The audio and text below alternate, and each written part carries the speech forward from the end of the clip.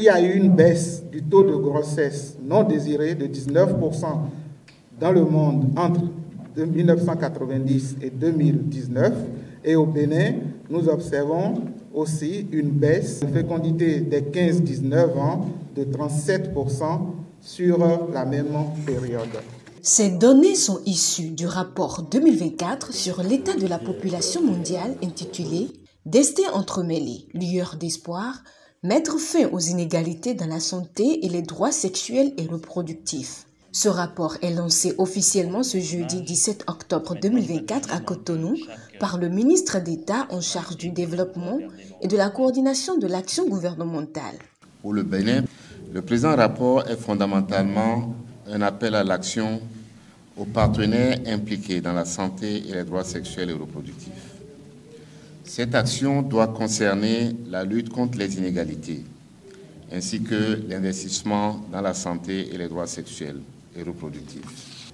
La contribution remarquable du Bénin à ces avancées est le résultat des réformes courageuses mises en œuvre dans le cadre de la réalisation des engagements issus de la CIPD, avec l'appui, bien sûr, des divers partenaires techniques et financiers, dont le système des Nations Unies.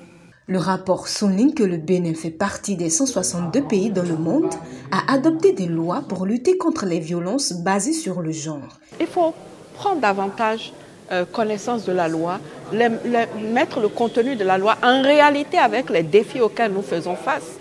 La question de l'incapacité ou de la difficulté pour les femmes de pouvoir prendre des décisions par rapport à l'espacement des naissances, par rapport au droit de recourir immédiatement ou plus tard à la sexualité. Quand vous prenez quelqu'un qui est en ville et quelqu'un qui est au village, il y a déjà une inégalité.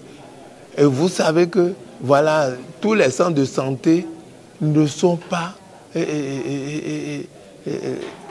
répartis comme cela se doit sur toute l'étendue du territoire. Selon le rapport 2024 sur l'état de la population mondiale, environ 800 femmes meurent chaque jour en couche dans le monde et 25% des femmes ne sont toujours pas en mesure de prendre elles-mêmes des décisions qui concernent leur santé.